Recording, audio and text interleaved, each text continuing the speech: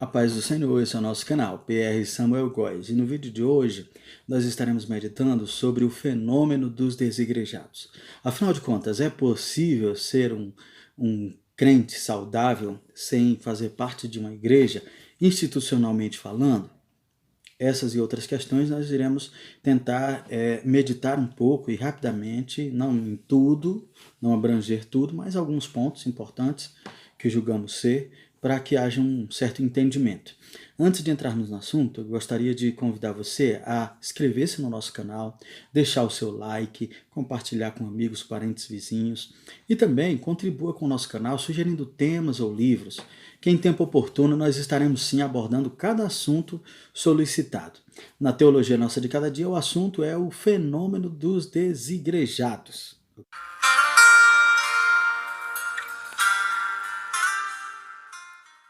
Ok, então vamos ao assunto. Primeiro é o conceito. O próprio nome já diz, desigrejado. Ele não faz parte de nenhuma igreja.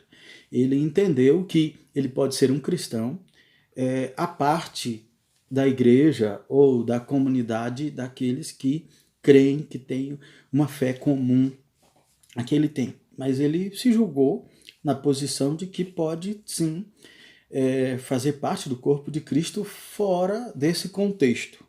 O que é preocupante e reflete duas coisas. Primeiro, é uma questão totalmente antibíblica, e a outra que é o reflexo do espírito da época, do pós-modernismo, né? Pós-modernidade, uma das características dele é que o pluralismo filosófico fala mais alto. Hoje em dia não tem uma verdade absoluta.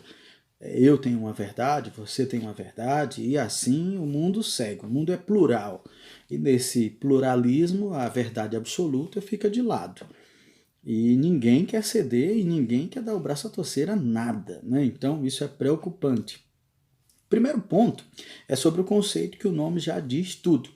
Segundo, que eu escrevi aqui, separei aqui, são três motivos pelos quais a posição se sustenta dos desigrejados. O primeiro deles é sobre frustração. A pessoa ficou frustrada na igreja, a pessoa ficou ferida na igreja, a pessoa feriu na igreja, a pessoa ela ficou sendo perseguida ou perseguiu na igreja. Isso gerou uma frustração. Ela muda, acontece coisa semelhante. Ela muda para uma outra, acontece coisa semelhante. Até o ponto dela admitir que chegou ao limite, fica em casa.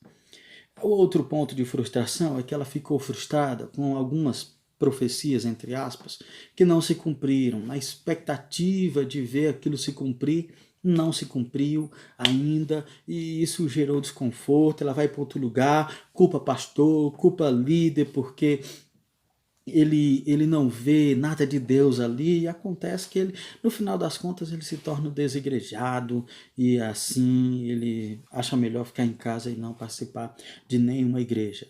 Os dois pontos da frustração é esse. O segundo ponto é que o protesto, em forma de protesto. O desigrejado, ele também está protestando algumas coisas. Uma delas é a má administração, o abuso da administração na parte das finanças, a receita da igreja. Em alguns casos, deixa-se passar que a receita da igreja é algo particular do pastor, coisa que não é. Né? Então, é algo para a gente entender isso. O pastor ele precisa viver de maneira digna do seu chamado, para cuidar da sua família, para ser abençoado e abençoar aquele rebanho, mas a receita da igreja não é algo particular a ele ou mesmo a outra pessoa. É da igreja, mas que uma parte vai sim para atender a demanda dessa pessoa que foi chamado para pastorear. Né? E infelizmente hoje há vários abusos nessa área, escândalos e processos também envolvidos nisso. Na área de departamentos, fica também um desconforto, porque em alguns casos, não em todos, o critério para se colocar alguém em um departamento é única e exclusivamente a questão do sangue, da família. E isso, no Antigo Testamento, isso de fato aconteceu. E não tem nenhum problema de famílias ocuparem cargos estratégicos e de confiança na igreja, desde que o único critério para se colocar alguém nesse cargo não venha a ser o da família. Sendo assim, eu estarei desprezando a capacidade, a unção, a aptidão, o desenvolvimento e o chamado de que outras pessoas têm para ocupar aquele cargo em nome de sua família. Ou seja, vai ocupar o departamento de missões o meu pai porque é meu pai, o meu irmão porque é meu irmão, o meu filho porque é meu filho e assim vai. Não é bem assim, né? Não é bem dessa forma. Nós temos que orar, buscar a Deus, apresentar os nomes das pessoas que nós vemos que há uma disposição para aquela área, aptidão para aquela área, chamado para aquela área e em consenso com a liderança atender a essa demanda, né? Então, esse segundo protesto. Primeiro é a finança e o segundo é na parte administrativa dos departamentos. O terceiro é sobre o abuso de autoridade. Em alguns casos, os líderes se colocam numa autoridade muito alta, a ponto de que tentar fazer uma distância, construir uma distância do seu liderado a não questionar, a não dialogar e a não até ser confrontado certas coisas. E isso gera desconforto no liderado, porque ele sabe que se for tentar mostrar alguma coisa, olha pastor, a Bíblia diz isso e nós estamos fazendo dessa forma. Ele sabe que ele vai ser massacrado, apedrejado e em alguns casos até ameaçado. Então ele prefere sair, depara com outra realidade semelhante e até o ponto de protestar contra esse abuso de autoridade no que diz respeito à espiritualidade e ele fica sem a igreja, acha melhor ficar sem a igreja. O terceiro ponto que eu acho que é fundamental entendermos é que há sim uma indisposição por parte da igreja, por parte de muitos, a indisposição de ser confrontado pela pregação bíblica, tendo em vista a ênfase maior de muitas igrejas ou no sistema evangélico no geral, não todas as igrejas, não todos os pastores, não todas as denominações, mas no geral nós vemos isso. A aderência, eles aderiram mais a métodos pragmáticos, ou seja, mais métodos que dão certo do que aquilo que é certo. E em função disso, eles inventam coisas e coisas e coisas e coisas, até ao ponto de que quando algo ocorre dentro do contexto bíblico, dentro de um confronto bíblico, aí se dá um pulo para trás e aí se dá os passos para trás e evita o comprometimento. Infelizmente, estatísticas mostram que isso não é algo periférico, não. Isso é algo preocupante. O IBGE, nas suas pesquisas, no seu censo 2018, ele diz que de 2003 a 2009, de 0,7% pulou para 2,9%, o que corresponde a quase 4 milhões de pessoas que confessam ter a fé cristã, mas que não fazem parte de nenhuma igreja.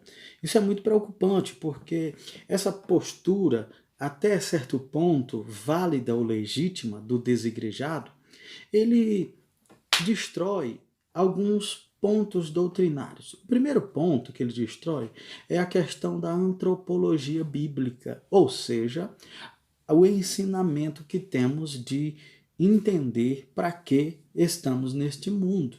E conhecendo o projeto de Deus para a minha vida, eu tenho como me posicionar e contribuir com a comunidade. Cada um sabendo do projeto que Deus tem na sua vida, então existe a comunidade, porque a comunidade é justamente isso, é a possibilidade de eu ser edificado com o dom que o irmão tem e o irmão me edificar, e a edificação é mútua na comunidade evangélica. A posição dos desigrejados é até certo ponto legítima, os seus protestos e as suas frustrações? É sim. Mas a metodologia que eles se utilizam para não participar de nenhuma igreja é que é antibíblica, porque a Bíblia, em momento algum, ela diz que eu sou igreja sozinho. Não, ela diz que nós, o coletivo, sim é que a igreja ela utiliza várias figuras, várias metáforas para se referir a essa igreja, do tipo corpo, do tipo o edifício, e um corpo não é constituído somente com um membro. Né? Um membro é um membro. Corpo é o conjunto de todos os membros. São diferentes, têm as suas diferenças bem peculiares, suas funções bem peculiares, mas juntas elas formam um corpo. E concluindo, a verdade é que os motivos, em algum ponto, para ser desigrejado é sim nobre e é legítimo, porque o que estão fazendo com esse sistema de administração das igrejas, amando a instituição mais do que a própria essência da igreja, isso gera um desconforto e gera outros frutos que ferem, que frustram e que causam protesto em muitos membros. Por outro lado, nós precisamos orar para que as nossas lideranças voltem, retornem ao sistema bíblico de administração, porque assim nós teremos uma igreja saudável. Concluindo, não há possibilidade de ser um cristão saudável fora da igreja, como não há possibilidade da minha mão continuar de maneira saudável fora desse corpo aqui. Dessa forma, fica a dica. Lógico, não dá para abordar tudo, mas espero que se tenha entendido um pouco dessa dinâmica que é o desigrejado. Deus em Cristo os abençoe.